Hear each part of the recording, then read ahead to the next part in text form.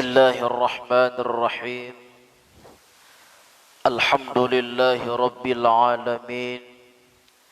Allahumma salli ala sayyidina Muhammad wa ala alihi wa sahbihi ajma'in, amma ba'd. Para guru, para orang tua kami, jamaah kaum muslimin dan muslimat yang dimuliakan Allah Subhanahu wa ta'ala, alhamdulillah, kita bersyukur kepada Allah Subhanahu wa ta'ala atas segala limpahan rahmat dan karunia yang telah Allah berikan kepada kita, sehingga pada subuh ini kita kembali diberikan kesehatan dan kesempatan oleh Allah untuk dapat melaksanakan kewajiban kita sebagai hamba-Nya. Tentu kita bermohon dan berharap kepada Allah Subhanahu wa ta'ala, semoga Allah Subhanahu wa ta'ala senantiasa mencurahkan rahmat dan nikmat kepada kita, sehingga kita dapat istiqomah dalam keimanan dan beribadah kepada-Nya. Allahumma salli ala Sayyidina Muhammad wa ala ali Sayyidina Muhammad. Semoga senantiasa tercurahkan buat baginda kita Nabi besar Muhammad sallallahu alaihi wasallam. Mudah-mudahan kita semua tergolong orang-orang yang dirindukan Rasulullah serta mendapatkan syafaatnya di yaumil mahsyar kelak. Amin ya rabbal alamin. Bapak Ibu, para guru, para orang tua kami, jamaah kaum muslimin dan muslimat yang dimuliakan Allah Subhanahu wa ta'ala. Pertemuan yang lalu kita telah membahas hadis Rasulullah sallallahu alaihi wasallam ketika Rasulullah sallallahu alaihi wasallam mengatakan bahwa muslim adalah bersaudara. Maka kemudian Rasulullah sallallahu alaihi wasallam menyampaikan bahwa siapapun yang memudahkan urusan saudaranya, Allah akan mudahkan urusannya. Siapapun yang menutup aib dan kejelekan saudaranya, Allah pun juga akan menutup aib dan kejelekan saudaranya. Dalam kesempatan subuh kali ini kita mengutip firman Allah Subhanahu wa ta'ala dalam surah Al-Hujarat dari ayat yang ke-10 sampai ayat yang ke-12, di mana Allah Subhanahu wa ta'ala berfirman. Yang pertama kata Allah dalam surah Al-Hujarat ayat yang ke-10, Na'udzubillahi minasyaitonir rajim. Innamal mu'minuna ikhwah fa aslihu baina akhawaykum wattaqullaha la'allakum turhamun. Kata Allah Subhanahu wa ta'ala, innamal mu'minuna ikhwah, sesungguhnya hanya orang-orang mukmin yang bersaudara. Fa aslihu baina akhawaykum, maka damaikan di antara saudaramu, kata Allah. Wattaqullaha la'allakum turhamun, dan bertakwalah kamu kepada Allah agar kamu mendapatkan rahmat. Berbicara ikramul muslimin, memuliakan seorang muslim, karena kita, kata Allah, adalah orang-orang bersaudara, maka persaudaraan yang kita laksanakan, persaudaraan kita tersebut harus benar-benar kita buktikan. Bagaimana caranya? Kalau kita perhatikan dalam ayat ini, ketika Allah Subhanahu wa ta'ala mengatakan fa aslihu baina akhawaykum, damaikan kalau saudaramu terjadi perselisihan. Kalau orang bermusuhan saja, orang yang berselisih saja kita diperintahkan oleh Allah mendamaikan, maka tentu kita pun juga tidak boleh berselisih. Orang berselisih saja kita disuruh diperintahkan mendamaikan, apalagi kita sendiri. Makanya kata Rasulullah sallallahu alaihi wasallam, bohong itu tidak dibolehkan, akan tetapi ada satu kebohongan yang sebenarnya diperbolehkan. Kenapa? Ketika kita mendamaikan saudara kita yang berselisih, bohong pada ketika itu diperbolehkan. Ini jemaah yang sangat luar biasa, bagaimana ukhuwah Islamiyah di antara kita, bagaimana persaudaraan di antara kita benar-benar terjalin dengan kuat. Orang berselisih kita damaikan, bahkan ketika mendamaikan kita diperkenankan, diperbolehkan berbohong. Bahkan ketika mendamaikan orang lain, jamaah yang dimuliakan Allah, jangan terlalu jujur kalau mendamaikan orang. Misalkan si fulan menghina si A, yang si A juga menghina si fulan. Kita yang mendamaikan jangan terlalu jujur jadi orang. Ketemu si fulan, ketika fulan menghina si B, memang benar itu, memang si A memang begitu orangnya, dia sering menghina kamu, kacau orang. Begitu juga dengan sebaliknya, ketika ketemu si A, ketika si A menjelekkan si fulan, malah kita juga jujur, itu bukan mendamaikan, malah bertambah kacau adanya. Maka jamaah yang dimuliakan Allah Subhanahu wa taala, ketemu si A, sebenarnya si A, si fulan itu bukan orang demikian, orangnya baik. Dia kalau dengan kamu sebenarnya ingin betul ketemu, bahkan dia senantiasa mendoakanmu setiap hari. Setiap sholat bahkan dia terkadang mendoakanmu. Itu benar apa tidak? Benar apa tidak? Allahumma ighfir lil muslimina wal muslimat, ya Allah, ampunkan kaum muslimin dan muslimat. Itu masuk di sana dia, tidak salah rupanya. Fulan, tahukah kamu si A itu sebenarnya senantiasa mendoakanmu. Sebenarnya dia bukanlah ingin bermusuhan, bukan dia membencimu, dia sangat sayang kepadamu, pengen bahkan dia ketemu dirimu. Ketemu si A juga demikian. Maka jamaah yang dimuliakan Allah Subhanahu wa taala, kalau kita pahami ayat ini lebih luas, begitu juga lah dengan kondisi kita, negara kita Indonesia. Kita sebagai hamba Allah Subhanahu wa taala yang beriman, andaikan ada di antara kita si A ini tidak suka dengan pemerintahan misalkan, atau sebaliknya kita yang mendengar bukan langsung menambah mengompori, seharusnya kita mendamaikan. Pak, kita kan tidak tahu, mungkin sebenarnya tujuannya baik. Maka jamaah yang dimuliakan Allah, begini luar biasanya konsep persaudaraan yang diajarkan oleh Allah Subhanahu wa taala. Itu yang pertama. Selanjutnya di ayat yang ke-11 Allah Subhanahu wa taala berfirman, ya ayyuhalladzina amanu la yaskhar qaumun min qaumin asa ayyakunu khairan minhum wala nisa'un min nisa'in asa ayyakuna khairan minhunna. Wahai orang-orang yang beriman, kata Allah Subhanahu wa taala, la yaskhar qaumun min qaumin asa ayyakunu khairan minhum. Jangan suatu kaum mengolok-olok kaum yang lainnya, jangan suatu kaum mengejek kaum yang lainnya. Boleh jadi kata Allah yang diolok, yang diejek, yang dihina lebih baik daripada kaum yang mengolok, yang menghina. Ini sangat luar biasa jamaah yang dimuliakan Allah Subhanahu wa taala. Allah mengingatkan kepada kita bagaimana dalam kehidupan kita benar-benar menghargai saudara kita, benar-benar menghormati saudara kita, apapun profesinya, apapun pekerjaannya, bagaimanapun status sosialnya. Kita hamba Allah yang beriman, dengan saudara kita mesti harus senantiasa menghargai. Bahkan Allah sampaikan dalam ayat ini, orang yang beriman, kata Allah, tak usah mengolok saudaranya, tak usah mengolok kaum yang lain. Boleh jadi bahkan yang diolok-olok itu sebenarnya lebih baik daripada yang mengoloknya. Tahukah kita siapa di antara kita yang mulia di hadapan Allah? Ada yang tahu, Pak? Kita yang hadir di sini misalkan, siapa yang tahu siapa yang paling mulia di hadapan Allah? Tidak ada yang tahu. Siapa yang paling banyak pahalanya, Bu?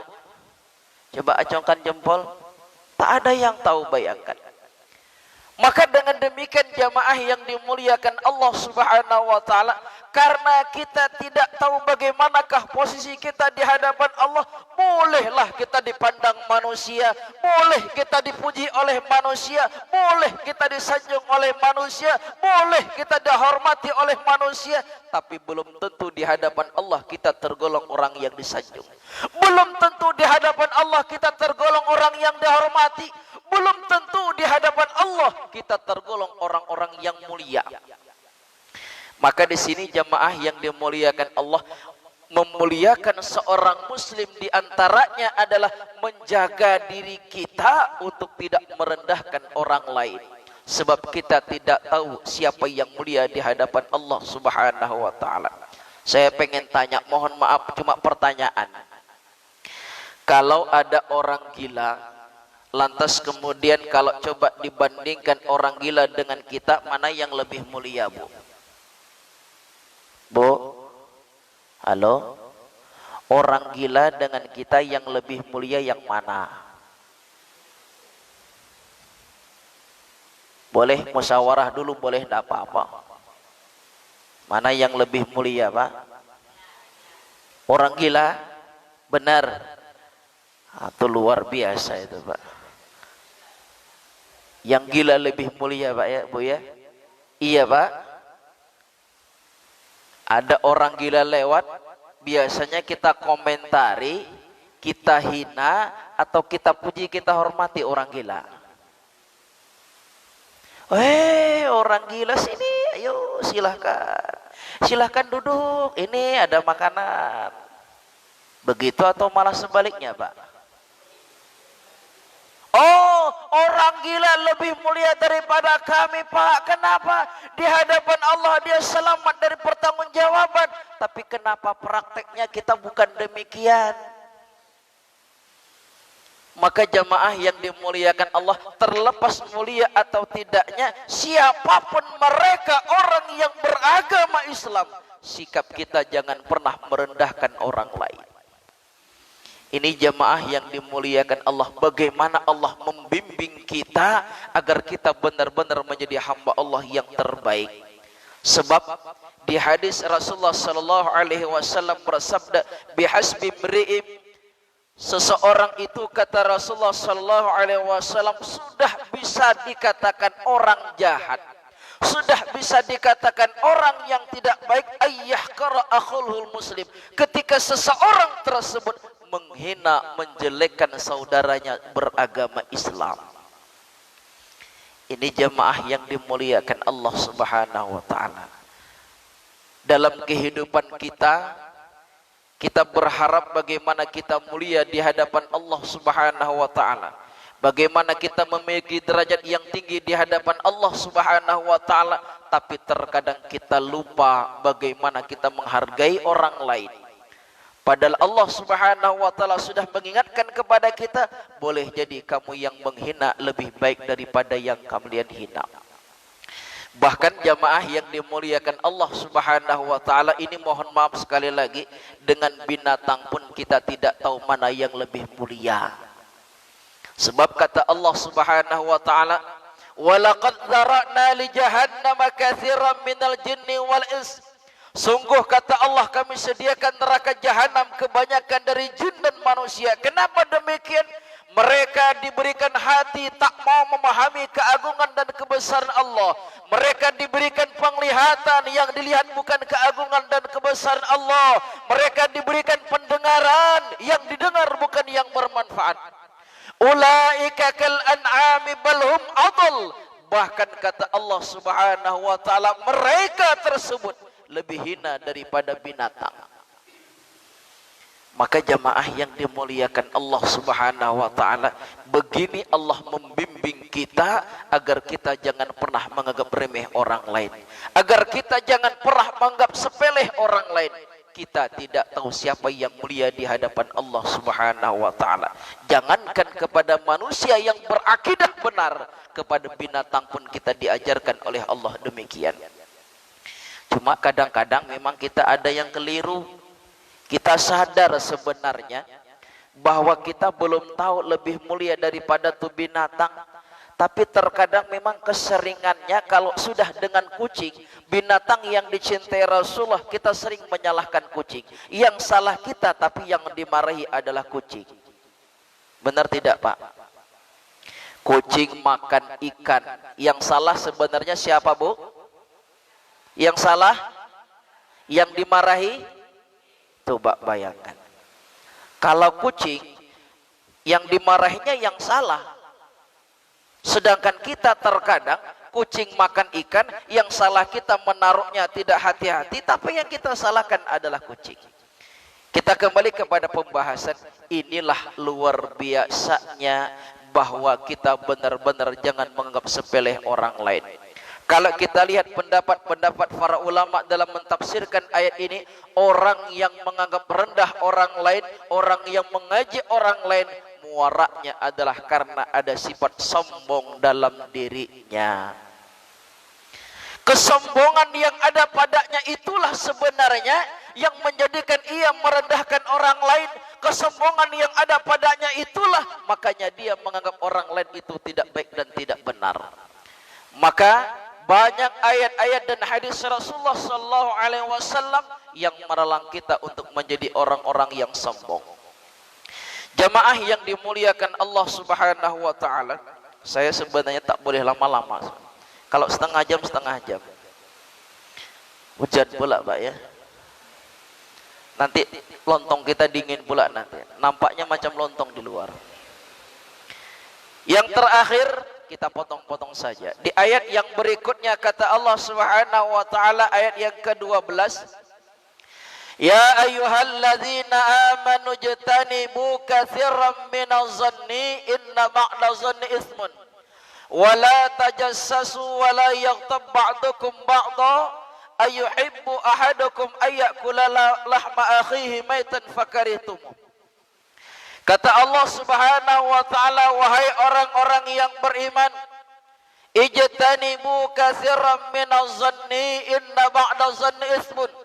Tinggalkanlah darimu kebanyakan berburuk sangka, karena sebahagian buruk sangka itu adalah dosa. Di dalam hadis baginda Rasulullah sallallahu alaihi wasallam juga bersabda, iyyakum wazann fa inna zanna akdzabul hadis. Tinggalkan keburuk sangkaan, jauhi keburuk sangkaan, kata Rasulullah, karena sesungguhnya keburuk sangkaan adalah sedusta-dusta ucapan. Kita muliakan saudara kita dengan tidak berburuk sangka. Sebab kita saja kalau orang buruk sangka dengan kita, lain rasanya kita. Benar tidak, Pak? Maka kalau kita tidak merasa enak orang lain berburuk sangka, begitulah sikap kita juga, jangan mudah berburuk sangka. Kemarin ketika mengisi pengajian ada jamaah yang bertanya, Pak, ini kan zaman pilkada, Pak. Jadi bagaimana, Pak, dengan janji-janji manis para calon, Pak? Oh, ini kan luar biasa pertanyaannya, Pak. Saya bilang, jamaah yang dimuliakan Allah Subhanahu wa taala, kok enak-enaknya kita bilang janji manis. Siapapun yang datang menjanjikan tak usah risau. Alhamdulillah, Pak, niat Bapak yang mulia mudah-mudahan diijabah oleh Allah. Datang lagi yang berikutnya janjinya begitu, alhamdulillah, Pak, mudah-mudahan diijabah oleh Allah. Selesai. Hati kita tenang, orang yang menyampaikan janjinya pun juga tenang. Coba kalau sebaliknya, ayyatah tidak, bercakap aja. Hati kita tak tenang, orang yang menjanjikan pun juga tidak tenang. Ketika keburuk sangkaan senantiasa ada pada kita, ini yang menjadikan kita tuh susah akur. Keburuk sangkaan ada pada kita, ini yang menjadikan tidak ada punya kekuatan. Ustadz si Anu bercakap, alah supaya popularitas terkenal. Si A menjanjikan supaya pengen dipilih. Kenapa kita harus berburuk sangka dengan saudara kita? Bukankah Allah telah mengingatkan dalam ayat ini, wahai orang-orang yang beriman, tinggalkan keburuk sangkaan, karena buruk sangka itu adalah dosa. Buruk sangka, kata Rasulullah, sedusta-dusta ucapan. Siapapun orangnya, tanamkan kebaik sangkaan terlebih dahulu, karena kita tidak tahu apa yang akan terjadi esok harinya. Saya masih ingat kalau pilkada biasanya buruk sangka tuh gampang, sehingga ketika ada calon datang, caleg datang, misalkan ini kesempatan kita ini, dia nanti kalau sudah naik tak akan ingat kita lagi, dah buruk sangka duluan. Jadi kalau dia datang, kita ambil kesempatan, minta. Nanti ketika sudah naik mereka datang, ini ada apa sebenarnya dia datang, tak habis-habis buruk sangka kita. Benar tidak, Pak? Maka jemaah yang dimuliakan Allah Subhanahu wa taala, sukakah kita kalau orang berburuk sangka dengan kita? Andaikan kita tidak suka orang berburuk sangka dengan kita, itulah sikap kita sebagai seorang muslim. Jangan mudah berburuk sangka dengan orang lain. Bagaimana kita hendak mendapatkan kemuliaan di hadapan Allah Subhanahu wa taala? Bagaimana kita menjaga ukhuwah di antara kita kalau di antara kita saling berburuk sangka? Bukankah Allah Subhanahu wa taala berfirman, "Wa'tasimu bihablillahi jami'a wa la tafarraqu." Berpegang teguhlah kamu kepada tali agama Allah dan janganlah kamu bercerai-berai. Ingat, dengan keburuk sangkaan tidak menutup kemungkinan akan terjadi perpecahan di antara kita. Jamaah yang dimuliakan Allah, cukup ini yang saya sampaikan pada kesempatan kali ini. Kita ambil kesimpulan, Allah mengingatkan kepada kita bahwa orang-orang yang beragama Islam adalah saudara kita. Kalau ada terjadi perselisihan, maka damaikan. Jangankan kita yang berselisih, orang saja berselisih. Sebagai hamba Allah yang beriman, kita mesti mendamaikan. Jangan pernah menganggap remeh orang lain, karena kita tidak tahu siapa yang mulia di antara kita di hadapan Allah. Mulia menurut manusia belum tentu mulia menurut pandangan Allah. Kita dihormati oleh manusia, belum tentu dihormati oleh Allah Subhanahu wa taala. Kemudian berikutnya, jaga ukhuwah di antara kita dengan menanamkan kebaik-sangkaan antara yang satu dengan yang lainnya. Kalau kita tidak suka orang berburuk sangka dengan kita, maka jangan pernah kita berburuk sangka dengan orang lain. Demikian, silahkan kalau ada yang perlu kita diskusikan. Wallahu a'lam. Ada Pak? Ya.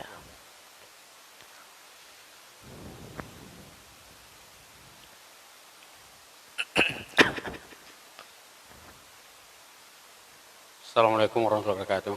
Waalaikumsalam warahmatullahi. Ini sekedar anu aja Ustaz, bukan pertanyaan itu ya. Tadi Ustaz mengatakan masalah mulia ini. Masalah mulia manusia antara kita dengan orang gila tadi ya. Satu aja Ustaz. Sekarang orang gila banyak menganiaya Ustadz, ulama Ustaz. Ini ragu juga kita mengenai masalah orang gila ini Ustaz. Yeah. Cuma nanyakan itu aja Ustaz. Iya. Ada gila beneran, ada gila-gilaan. Kalau sekiranya gila beneran, nah ini kita tidak tahu siapa yang mulia di hadapan Allah. Tapi kalau gila-gilaan, nah, yang jelas kalau dia tidak bertaubat kepada Allah Subhanahu wa taala, tentu dia adalah orang yang tidak benar. Bisakah kita mengatakan dia orang yang hina? Belum tentu. Boleh jadi di akhir hayatnya dia bertaubat kepada Allah. Kita yang sekarang taat, boleh jadi besok terjerumus ke dalam kemaksiatan. Tahukah kita siapa yang mulia? Pun juga tidak tahu. Itu dia.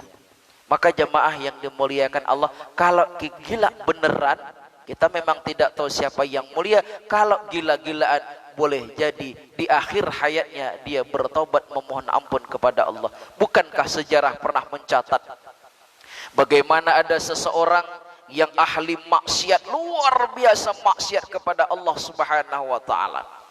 Maka kemudian dia datang kepada orang lain, seorang rahib, apakah dosa saya diampuni? Tidak, dosamu takkan diampuni. Bunuh dia. Awalnya 99 orang, ketika orang itu mengatakan taubatnya tak diterima, bunuh. Akhirnya 100 orang yang dia bunuh. Seiring berjalan waktu datang kepada orang yang alim, dikatakan kalau memang bapak saudara ingin bertaubat, bapak pergi ke daerah sana, karena daerah sana orang-orang yang taat kepada Allah Subhanahu wa taala. Sungguh-sungguh dia ingin bertaubat. Di perjalanan belum sampai ke tujuan telah meninggal dunia. Ditanyakan malaikat ketika itu protes. Yang satu, yang ini nih masuk ke surga. Yang satu bilang tidak, dia kan orang maksiat. Apa yang terjadi? Diukur perjalanannya. Mana yang lebih jauh? Kesungguhannya kah atau memang benar-benar maksiatnya? Ketika diukur, ternyata kesungguhannya benar-benar menjadi orang yang bertaubat. Lebih jauh jalan tempuhnya, perjalanan ke arah yang dia tujukan kepada yang tidak sebenarnya. Dia tergolong orang-orang yang masuk ke dalam surga Allah Subhanahu wa taala. Kita tidak tahu siapa yang mulia. Saya ingin bercerita sebentar, boleh Pak? Ada seorang guru berpesan kepada muridnya, kamu sudah mantap, kamu sudah hebat. Sekarang pesan saya, sebelum kamu meninggalkan saya, meninggalkan pesantren ini, kamu cari makhluk yang paling hina dari kamu. Wah, pergilah cari ketemu anjing. Wah, ini makhluk binatang haram, najis ini nih. Ini jelas ini. Di perjalanan dia mikir, ini anjing memang haram, memang najis, tapi kan dia kan tak diminta pertanggungjawaban, sedangkan saya minta pertanggungjawaban. Oh, berarti belum tentu saya lebih mulia. Tak jadi dia.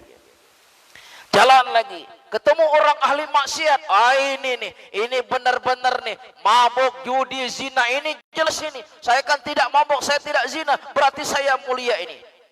Di perjalanan mikir lagi, kalau pezina, pemabuk, penjudi ini bertaubat kepada Allah Subhanahu wa taala, Allah Maha Pengampun akan mengampunkan. Saya yang sekarang taat, boleh jadi saya besok akan menjadi orang yang ahli maksiat. Oh, kalau begitu belum tentu saya lebih baik. Akhirnya sang murid tak menemukan makhluk yang lebih hina daripadanya. Kenapa? Banyak pertimbangan. Maka jamaah yang dimuliakan Allah Subhanahu wa taala, kalau ada orang gila-gilaan kita ingatkan, gilamu jangan dibuat-buatin. Itu saja yang paling penting, Pak ya. Kalau kamu gila beneran, ya mudah-mudahan diberikan kesembuhan. Kalau kamu gila-gilaan, lebih baik engkau bertobat kepada Allah Subhanahu wa taala. Wallahu a'lam. Ya. Ada lagi, Pak? Ya.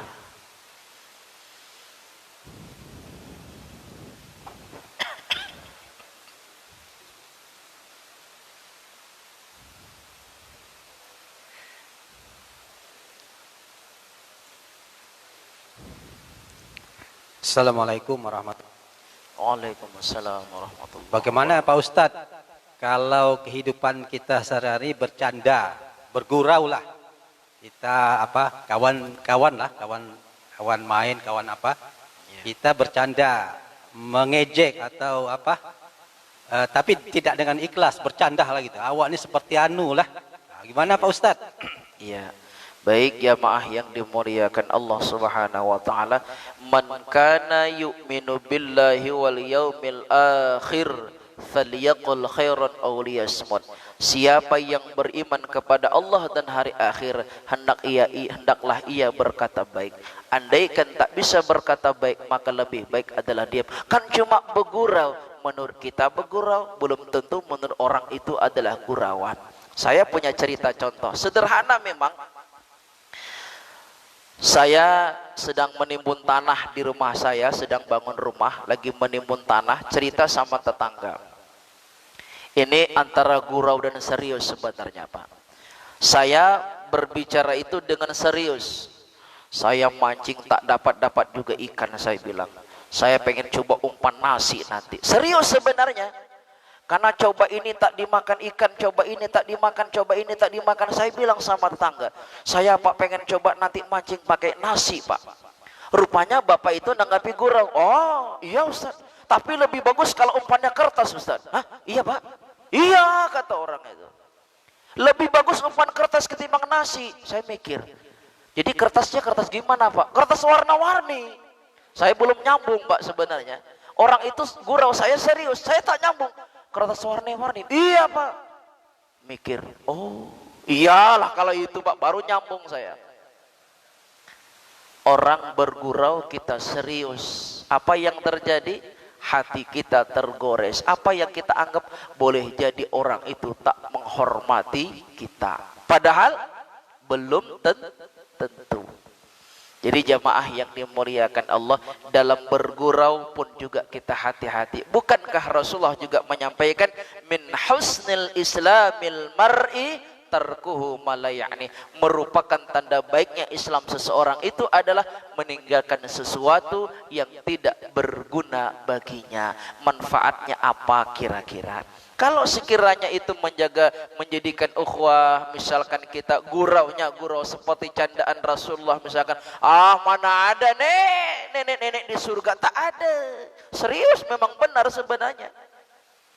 Itulah cerita, itu kan guraunya Rasulullah, guraunya beneran. Memang tidak ada di surga nenek-nenek. Jadi nenek-nenek nanti hati-hati, karena bakalan dimudahkan. Nah, itu tidak apa-apa.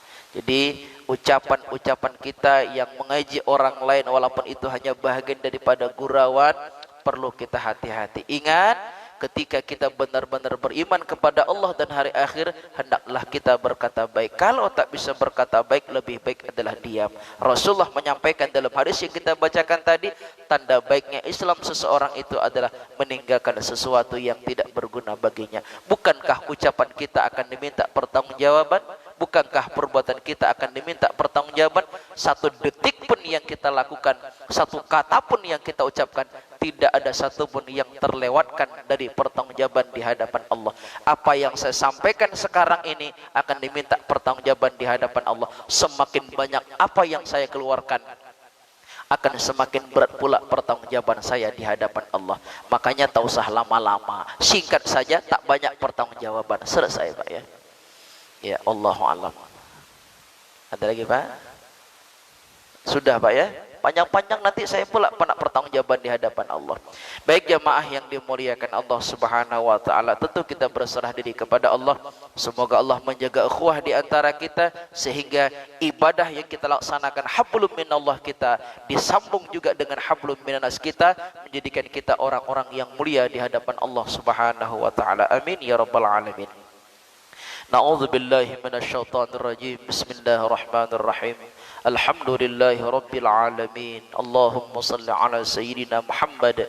Allahumma inna nas'aluka ilman nafi'a. Allahumma arinal haqqa haqqan warzuqna ittiba'ah wa arinal batila batila warzuqna ijtinabah. Ya muqallibal qulub, tsabbit qulubana ala dinika wa ala ta'atik. Allahumma ij'al hadza jam'ana jam'an marhuma wa tafarruqana min ba'di hadza tafarruqan ma'suma. Rabbana atina fid dunya hasanah wa fil akhirati hasanah wa qina adzaban nar. Wa sallallahu ala sayyidina Muhammadin nabiyil ummi wa ala alihi wa sahbihi wa sallam. Walhamdulillahi rabbil alamin. Demikian, mudah-mudahan manfaat. Subhanakallahumma wa bihamdika asyhadu an la ilaha illa anta astaghfiruka wa atubu ilaik. Wassalamualaikum warahmatullahi wabarakatuh.